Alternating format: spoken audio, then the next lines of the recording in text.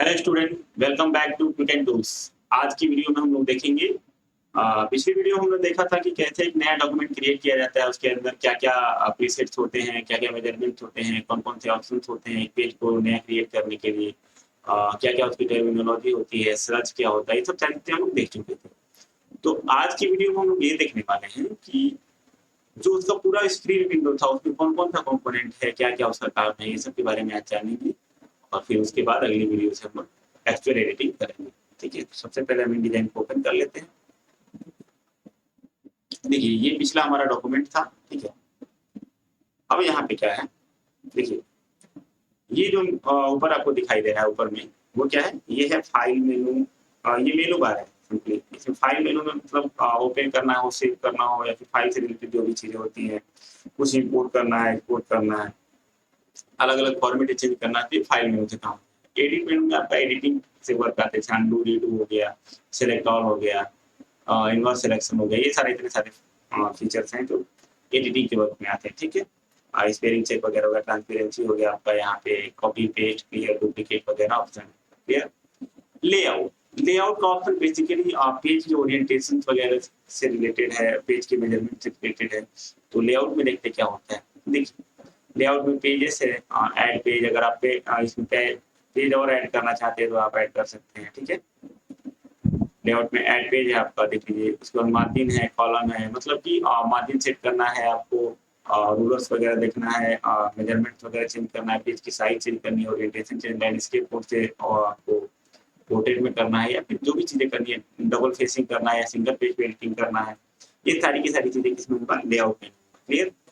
अब आगे चलते हैं टाइप मेनू।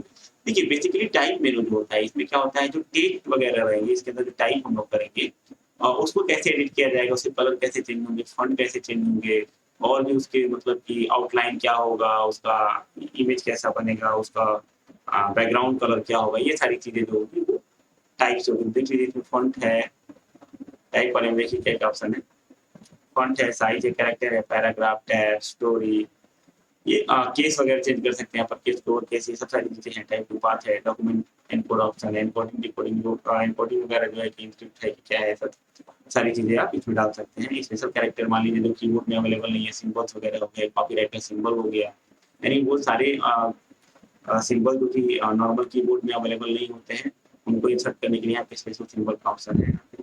इंसर्ट स्पेशल कैरेक्टर में जाकर के बुलेट कैरेक्टर जो भी करना है, तो फिर देखिए कॉपीराइट का सिंबल यहाँ का हाईलाइट नहीं है, हम एक्चुअल में जब वर्क करेंगे तब उसमें हाईलाइट होगा, समझ में आ गया ना। चलिए, इंसर्ट वाइड स्पेस है, ब्रेक कैरेक्टर है। ठीक है, क्लियर। चलिए, एक और यहाँ फीचर है show hidden character. Suppose that कुछ इंपॉर्टेंट ऐसी है जो दिखाई नहीं देती, शो हिडन वगैरह कर सकते हैं। अब ये आता है ऑब्जेक्ट मेनू। ऑब्जेक्ट मेनू क्या होता है, सपोज दैट हम टाइप कर रहे हैं, उसके अंदर कोई पिक्चर इंसर्ट करते हैं, कोई टेक्स्ट इंसर्ट करते हैं, तो जो भी चीज वो इंसर्ट होगा उसका रिसाइज करना, उससे रिस्टोर करना, उसके एजेस को फाइंड करना, ब्लेंड करना, ब्लेंड करना दो इमेजेस को आपस में, ये सब चीजें किसमें आएगा, ऑब्जेक्ट में आएगा। ऑब्जेक्ट मतलब क्या, हमारा जो पेज है, इसके ऊपर हम कोई फोटो लगाते हैं, कोई लोगो लगाते हैं, कोई टेक्स्ट लगाते हैं, वो सारा का सारा ऑब्जेक्ट में आएगा, और उनके साथ जो भी रिसाइजिंग वगैरह का ऑप्शन होगा तो देखते हैं इसके अंदर क्या क्या है।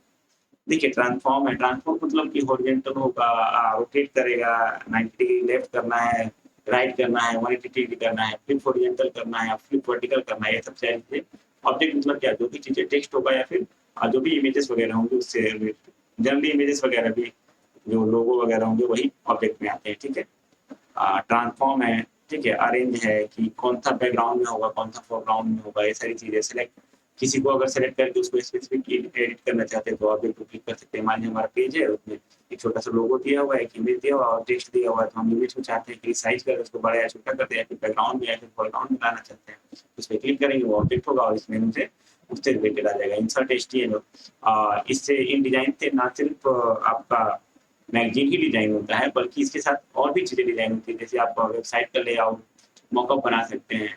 तो एचटीएमएल वगैरह इंसर्ट करने के लिए मान लीजिए यहाँ डिजाइनिंग टूल में जो डिजाइन कर सकते हैं वो तो है ही, आप चाहते हैं कस्टमाइज करना, उसमें एचटीएमएल तो खुद से कोडिंग करके डिजाइन करना चाहते हैं तो भी कर सकते हैं। क्लियर।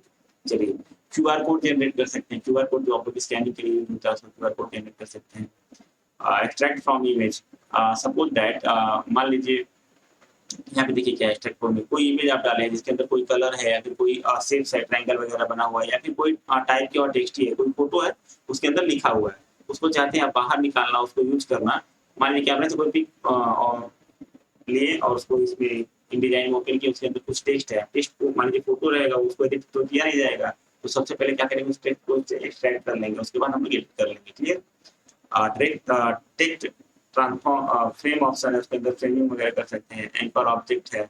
ओके, तो इतने सारे ऑप्शन है, मतलब जो भी ऑब्जेक्ट इंसर्ट होगा, हमारा पेज है, पेज के अंदर जो भी चीज हम इंसर्ट करेंगे वो सब ऑब्जेक्ट होगा, और उससे रिलेटेड जो भी उसके बाद ट्रांसफॉर्मेशन हो गया, साइज, बेसिकली रिसाइजिंग के लिए, रिसाइज के लिए, उसके किनारों के एज को ब्लेंड करने के लिए, और इन सभी चीजों के लिए ऑब्जेक्ट वाला ऑप्शन होता है।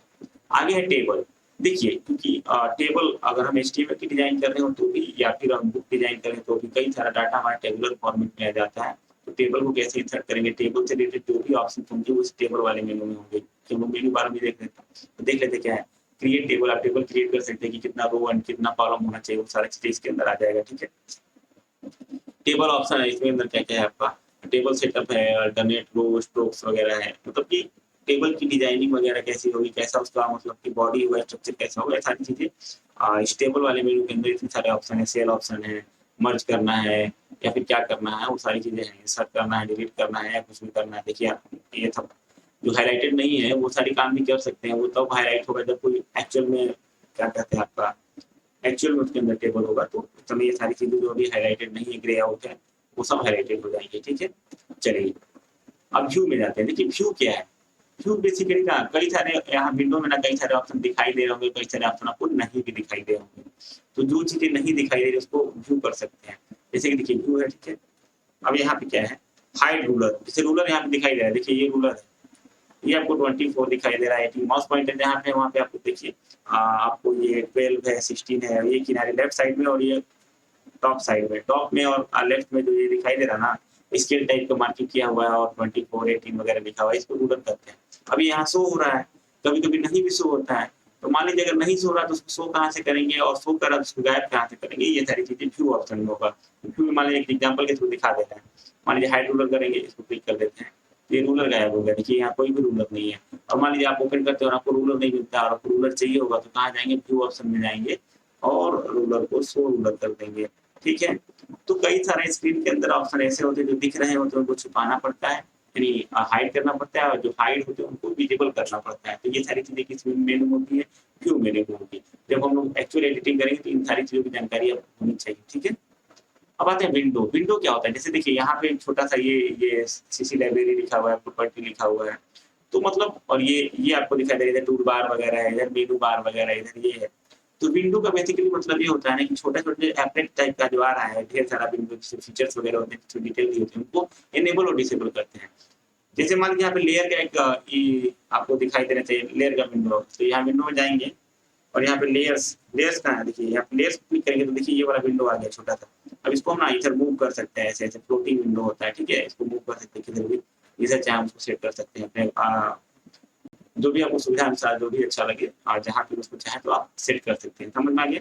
चलिए, तो विंडोज वगैरह में जो भी विंडो अवेलेबल नहीं होगा, मान लीजिए कोई मेनू बार अवेलेबल नहीं है, चाहे कुछ नहीं अवेलेबल है, तो उसके लिए विंडोज में जाएंगे और आप जो भी विंडो कलर वाला कलर पैटर्न, मान लीजिए कलर आपको चूज करना है, ठीक है, कलर को क्लिक करेंगे।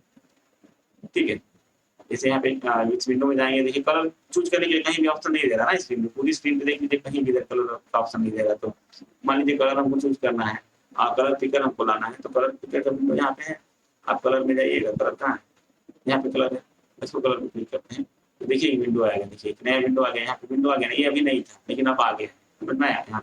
यहाँ से हम कलर वगैरह पिक कर सकते हैं, कोड पता है तो कोड से कर सकते हैं, फिर आई ड्रॉपर टूल से कर सकते हैं। तो इसको फिलहाल कलर को हम क्या कर देते हैं, ऑफ कर देते हैं, तो ये विंडो भी गायब हो गया।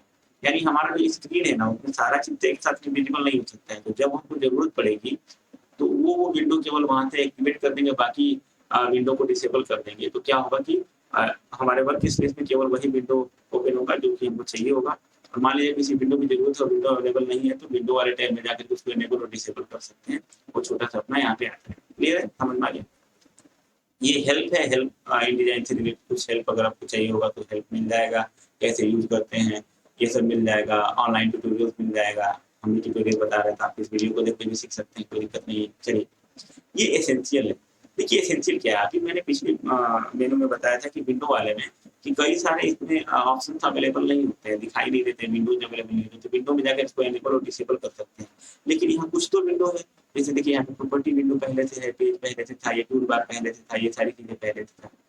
तो हम किस टाइप का वर्क कर रहे हैं इन डिजाइन में, उससे रिलेटेड कौन कौन से टूल होंगे और कौन कौन से विंडो होंगे, ये यहाँ से डिपेंड करेगा। यहाँ पे एसेंशियल है, एसेंशियल में सबसे बेसिक है, यहाँ टूल बार दे दिया है, मेनू बार दे दिया और ये दे दिया है। मान लीजिए आप पीडीएफ को एडिट कर रहे हैं, ठीक है, पीडीएफ एडिट करें तो पीडीएफ एडिटिंग में तो अलग अलग टाइप के टूल्स होंगे जो इसमें मतलब नॉर्मल पेज के एडिटिंग के लिए अवेलेबल नहीं होंगे, या फिर स्पेसिफिक कोई टास्क करेंगे तो उसके अकॉर्डिंग मतलब प्रीसेट यहाँ पे बने हुए हैं कि मतलब उस वाले थीम कुछ आप सेलेक्ट कर लेंगे तो वो ऑप्शन आएंगे, बाकी ऑप्शन गायब हो जाएंगे। जैसे देखिए यहाँ पे देखिए इतना सारा ऑप्शन दिखाई दे रहा है, इसमें कुछ ऐड करना है, जैसे मान लीजिए हम एसेंशियल में जाते हैं और हम चाह रहे हैं कि हम इंटरेक्टिव फॉर पीडीएफ, हम इसमें पीडीएफ की एडिटिंग करें तो पीडीएफ में मान लो पीडीएफ के से रिलेटेड कई सारे टूल्स होने चाहिए, तो अगर पीडीएफ को क्लिक कर देते हैं ना तो देखिए कुछ फीचर एक्स्ट्रा यहाँ पे बढ़ जाएंगे और इसमें भी कुछ फीचर कम हो जाएंगे। तो थोड़ा देर वेट कीजिए, वही मेरी वो वाला लैपटॉप है तो थोड़ा सा, हाँ देखिए अभी यहाँ पे एक्स्ट्रा फीचर वगैरह आ गए, ये सब फीचर वगैरह आ गए, ये सब फीचर नहीं था। ये सब फीचर क्यों आ गया, क्योंकि हमने इसको बता दिया है कि भाई हम पीडीएफ एडिटिंग कर रहे हैं। तो पीडीएफ देखिए ये सारा चीजें आए, ये क्या है कि एक तरह से मतलब कि प्रीसेट्स बना करके रखा हुआ है कि पीडीएफ को क्लिक करेंगे यानी पीडीएफ में काम करते ये विंडो ओपन होना चाहिए। आप इसके थ्रू आ जाकर के आप पर्टिकुलर यहाँ पे विंडो में जाकर के वहां से भी आप सेलेक्ट करेंगे तो विंडो वो दिखाई देने लगेगा। लेकिन यहाँ पे क्या है, ग्रुप बना दिया गया कि पीडीएफ से रिलेटेड जो जो विंडो होंगे इसको क्लिक करते ही ओपन हो जाएंगे, ठीक है। और एसेंशियल में क्या होगा, एकदम जो जरूरी होंगे वो सारे रहेंगे, बाकी सब गायब हो जाएंगे। तो देख लीजिए अब ये एसेंशियल को क्लिक कर दिए हैं तो क्या हो गया, ये जो एक्स्ट्रा जो पीडीएफ के लिए रिलेटेड टूल्स वगैरह आए थे, इधर जो टूल्स वगैरह आए थे, जैसे बुक मार्क वगैरह पीडीएफ में होता है ना, पेज में तो बुक मार्क वगैरह होता नहीं है, तो देखिए वो सब चीजें गायब हो गई। अब ये पेज से रिलेटेड एसेंशियल में आ गई। इसमें देखिए प्रीसेट क्या है, एनहांस क्लासिक पीडीएफ है, प्रिंटिंग एंड पुटिंग, प्रिंटिंग या पुटिंग करेंगे तो प्रिंट करते समय मार्जिन वगैरह सेट करने के लिए टूल बॉक्स होना चाहिए, पुटिंग मतलब स्पेलिंग वगैरह चेक करने के लिए होना चाहिए। तो इसको अगर क्लिक कर देंगे तो उससे रिलेटेड विंडो आ जाएंगे, बाकी विंडो छिप जाएंगे। अगेन मैं बता रहा हूँ, ये क्या है, ग्रुप बना दिया गया कि ये काम के लिए ये विंडो अवेलेबल होना चाहिए, तो उसको हम क्लिक करके डायरेक्ट वो ला देंगे। ये तो किसी भी विंडो में आप रहते हैं, आप कोई पर्टिकुलर विंडो अगर ओपन करना है तो आप यहाँ पे विंडो में जाकर के भी ओपन कर सकते हैं। मान लीजिए हमको 4 विंडो की जरूरत है किसी स्पेसिफिक, मान लीजिए एक्स कोई काम है, एक्स फॉर्मेट एडिटिंग करना है एक्स फॉर्मेट में, तो उसमें एबीसी विंडो चाहिए होगा, हम एक्स नाम का यहाँ पे प्रीसेट भी बना सकते हैं जिसमें एबीसी विंडो हो जाएगा, ठीक है। देखिए न्यू वर्क स्पेस है, उसमें हम क्लिक करेंगे, अपना नाम लिख देंगे कि एक्स वाली एडिटिंग के लिए ए विंडो होना चाहिए, बी विंडो होना चाहिए, सी विंडो होना चाहिए। तो जब भी हम एक्स को क्लिक करेंगे तो वो विंडो ओपन हो जाएंगे, और नहीं भी रहेंगे तो हम विंडो वाला से तो कभी भी जब चाहे जिसको चाहे एनेबल डिसेबल कर ही सकते हैं, ठीक है। चलिए अब जो इधर लेफ्ट साइड में आपको दिखाई दे रहा है, ये क्या है, टूल बार है। जैसे कि ये आपका डायरेक्ट सिलेक्शन टूल है, कोई चीज है उसको मूव करना तो उसको क्लिक करके कर सकते हैं। यहाँ पे आपका कंटेंट कंट्रोलर है, टेक्स्ट टूल है, मतलब अब देखिए किसी किसी टूल में ना नीचे में यहाँ पे छोटा सा देख रहे हैं, छोटा सा जैसे टी है ना, उसके नीचे राइट साइड में राइट लोअर कॉर्नर में छोटा सा यहाँ पे एरो दिखा रहा है, इसको जैसे ही क्लिक करेंगे ना एक्सपेंडेड ग्रुप आ जाएगा, ठीक है। एक्सपेंडेड हो ही रहा है आपका, देखिए यहाँ पे आ गया, ठीक है, क्लियर। अब टेक्स्ट है, मान लीजिए यही लाइन, इस पे हम क्लिक करते हैं, यहाँ पेंसिल है, ठीक है, पेंसिल को क्लिक करेंगे, छोटा वाला क्लिक करेंगे तो यहाँ पे यानी जो एरो दिखाई दे रहा है उसको जब क्लिक करेंगे तो उसी टूल का ढेर सारा और ऑप्शन अवेलेबल हो जाएगा, ठीक है। ये ऑप्शन है आपका,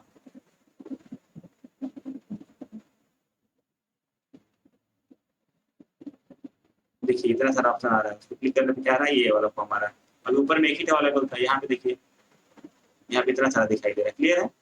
यानी ये नीचे जिसके भी आइकन के नीचे दाहिने साइड में कोने में, नीचे वाले दाहिने साइड कोने में अगर एरो का मार्क है, इसका मतलब क्या है, वो जो टूल ऊपर में दिखाई दे रहा है उससे कुछ और भी वेरिएंट है, उसको भी आप सेलेक्ट कर सकते हैं। जैसे पेंसिल है, एक ऐसा पेंसिल है, इसको क्लिक करेंगे तो यहाँ पे देखिए 3 टाइप का पेंसिल आ रहा है, इरेज टूल आ जा रहा है, स्मूथ टूल आ रहा है, पेंसिल टूल आ जा रहा है, ठीक है। उसी तरह से इसके अब मान लीजिए इसमें कुछ नहीं है, इसमें केवल एक ही ऑप्शन है, देखिए यहाँ पे देखिए ये आपका जैसे ये ड्रॉपर टूल है, इस पर क्लिक करेंगे तो इसमें इतना सारा ऑप्शन आ रहा है। यानी जिसमें नीचे साइड में छोटा सा एरो है, राइट लोअर राइट कॉर्नर में अगर छोटा सा एरो है, वो टूल क्या है, और भी अपने अंदर छिपा हुआ कुछ टूल रखा है, उसको हम क्लिक करके ओपन कर सकते हैं। अब यहाँ पे साइड में आपको कुछ पैलेट्स वगैरह नजर आएंगे, विंडो वगैरह, जैसे प्रॉपर्टी विंडो है, ठीक है। इसको प्रॉपर्टी पे क्लिक करेंगे तो यहाँ पे इसके डायमेंशन वगैरह को, सेल्स वगैरह को चेंज कर सकते हैं। पेज को क्लिक क्लिक करेंगे तो पेज से रिलेटेड आ जाएगा। और यहाँ पे जो पेज है, लाइब्रेरी है, इनके अलावा भी कोई विंडो अगर चाहे तो इनेबल कर सकते हैं। और जो यहाँ पे जैसे कि पिछली बार लेयर किए थे तो लेयर को भी इनेबल करके यहाँ रख सकते हैं। जैसे कि यहाँ पे गए, मान लीजिए आपको लेयर वाला कोई काम करना है तो लेयर को इनेबल करके और इसको उठा करके आप यहाँ रख सकते हैं, कोई दिक्कत नहीं है। यहाँ पे आके बनना गया क्लियर। तो आशा करता हूँ कि ये वीडियो आपको अच्छी लगी होगी और इसके अंदर जो भी मेनू ऑप्शन है उनका क्या यूज है, क्या किस पर्पज के लिए वो यूज किए जाते हैं, वो आपको अच्छे से समझ में आ गया होगा। अब आगे जब हम एडिटिंग करेंगे तो इन टूल्स का यूज करेंगे तो आपको ये दिक्कत नहीं होगी कि ये पर्टिकुलर कोई, मान लीजिए आपको आप यूज कर रहे हो, आपको पीडीएफ से रिलेटेड टूल चाहिए, सिलेक्शन टूल चाहिए, कुछ टूल चाहिए, तो आपको ये पता हो चुका है कि किस मेनू के अंदर हम क्लिक करेंगे तो वो वाला ऑप्शन अवेलेबल होंगे। ठीक है, तो चैनल को लाइक कीजिए और सब्सक्राइब कर दीजिए और साथ ही साथ ये ज़्यादा से ज़्यादा लोगों को वीडियो शेयर कीजिए ताकि हिंदी में उनको अच्छे से ये इन डिजाइन का ट्यूटोरियल मिल जाए। ठीक है, हैव ए नाइस डे, तब तक के लिए गुड बाय।